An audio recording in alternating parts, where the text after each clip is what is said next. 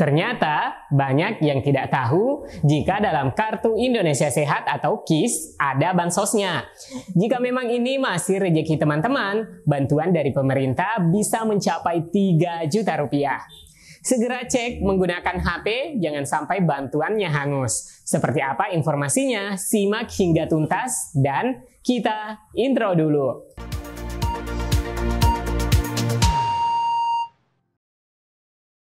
Assalamualaikum warahmatullahi wabarakatuh. Salam sehat Indonesia. Bagaimana kabarnya teman-teman? Saya berharap teman-teman semua dalam keadaan sehat selalu, ceria dan diliputi rasa kebahagiaan. Pada kesempatan yang berbahagia ini saya akan memberikan informasi tentang kartu KIS BPJS Kesehatan atau bantuan KIS PBIJK.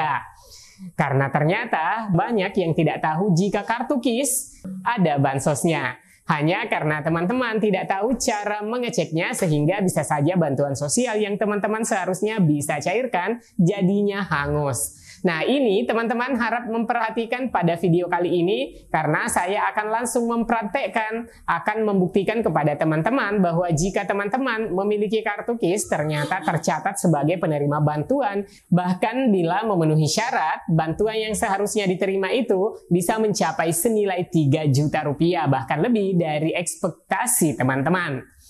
Nah, di sini nanti saya akan memberitahu cara mengeceknya dengan menggunakan data dari salah satu warga yang ada di salah satu wilayah di mana data tersebut penerima terdata sebagai penerima KIS. Nah, perlu teman-teman ketahui bahwa bagi penerima KIS itu datanya sudah terintegrasi dengan DTKS. Sebagaimana dilansir dari web laman resmi pemerintah yaitu Sekretaris Kabinet. Di laman ini menjelaskan bahwasanya pemerintah melalui Kementerian Sosial atau Kemensos memberikan perhatian serius terhadap akurasi data terpadu kesejahteraan sosial DTKS.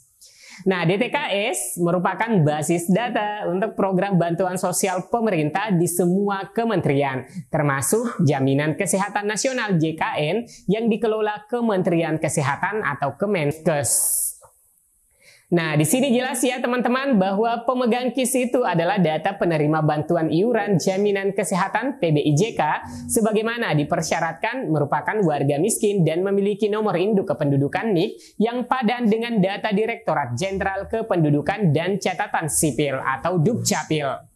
Jadi, masyarakat miskin atau tidak mampu yang belum menerima bantuan tidak perlu berkecil hati.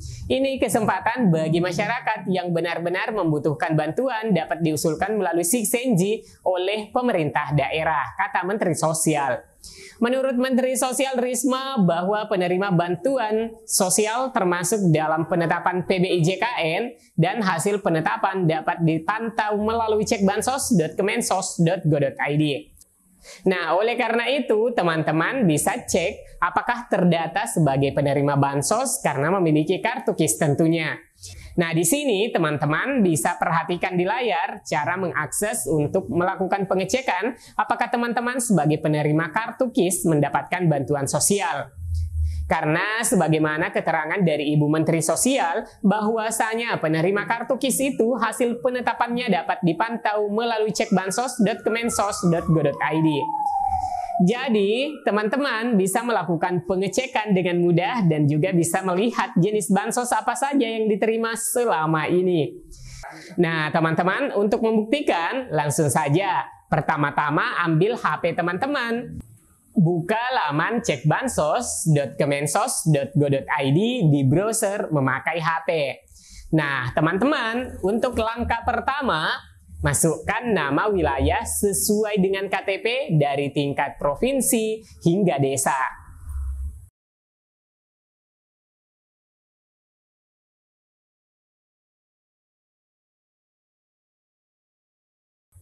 Lalu yang kedua, masukkan nama lengkap sesuai dengan KTP. Yang ketiga, masukkan captcha berupa kode huruf unik. 4. Pilih tombol cari data.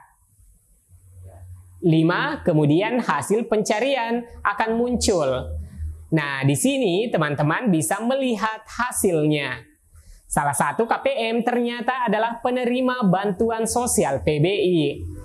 perlu teman-teman ketahui bahwa penerima Bansos PBI aktif itu berarti mendapatkan bantuan iuran yang dibayarkan oleh pemerintah ke perusahaan BPJS. Bila teman-teman berobat ke fasilitas kesehatan, tidak perlu membayar sendiri biaya pengobatan baik itu di puskesmas maupun rumah sakit rujukan BPJS karena sudah ditanggung oleh BPJS sebagai penjamin kesehatan teman-teman. Nah, bila teman-teman sudah mengetahui bahwasanya ternyata tercatat sebagai penerima BPJS yang mana pemerintah membayarkan iuran Rp42.000 per bulannya untuk teman-teman, itu agar dimanfaatkan. Karena biasanya bila tidak digunakan selama 6 bulan, maka kartu KIS-nya bisa dinonaktifkan teman-teman.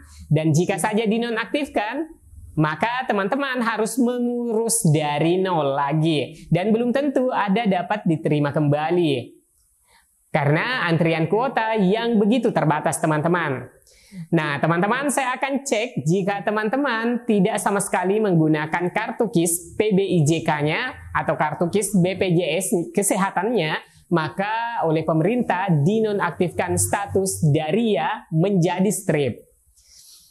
Jadi, teman-teman perlu diperhatikan kartu KIS kesehatan ataupun kartu KIS PBIJK itu harus selalu digunakan, walaupun teman-teman tidak sakit. Sesekali mungkin digunakan untuk check up agar statusnya menjadi aktif terus. Karena jika selama 6 bulan tidak pernah digunakan secara berturut-turut, maka akan dinonaktifkan ataupun diblokir pemerintah. Sehingga di statusnya itu, jika setelah dicek seperti ini, strip dan dinonaktifkan.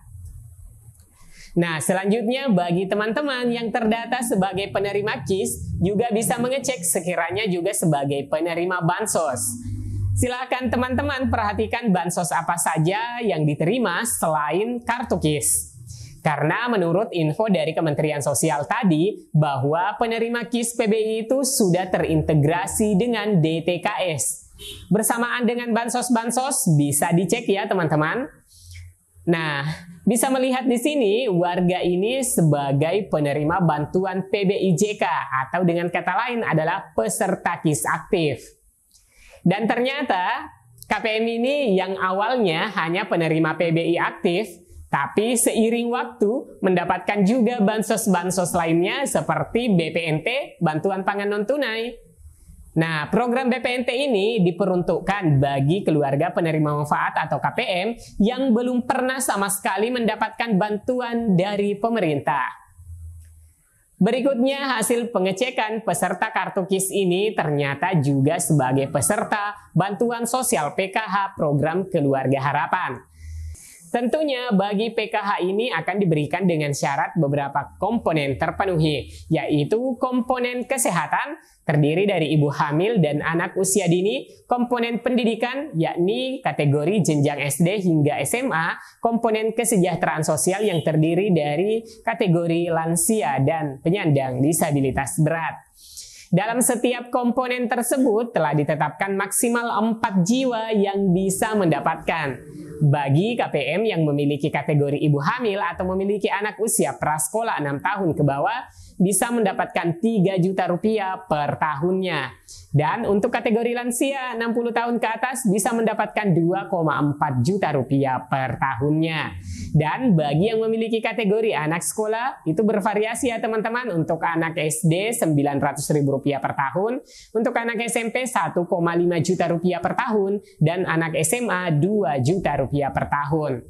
Nah, pada KPM PKH yang tertinggi, kategori yang dibayarkan adalah bagi KPM yang memiliki kategori ibu hamil nifas atau yang memiliki anak usia prasekolah, yaitu Rp3 juta. Nah, jadi silahkan teman-teman yang belum cek ambil handphonenya sekarang, lalu cari di Google, cek bansos.kemensos.go.id. Lalu kemudian masukkan sesuai yang sudah saya tunjukkan tadi. Demikian yang bisa saya sampaikan untuk kesempatan kali ini. Terima kasih atas perhatiannya. Kurang lebihnya mohon maaf dan sampai jumpa di informasi selanjutnya. Wassalamualaikum warahmatullahi wabarakatuh.